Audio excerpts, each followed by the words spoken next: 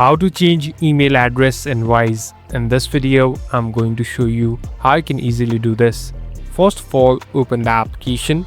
Now, here on the left top, you can see a profile icon. Simply tap on the profile icon. Now, we are in the settings interface. Here, you'll be able to find different options and even customize it. So slowly scroll down. So here there's a section of personal details. Tap on personal details, and here on the second option there is email address. So simply tap on it. So this is the place where you can add a new email address and change it. Now after doing this, a verification code will be sent to your old mail and you can easily verify and change your email address. Later you can easily add a new mail and use it. Thank you for watching this video. I hope this video will help you.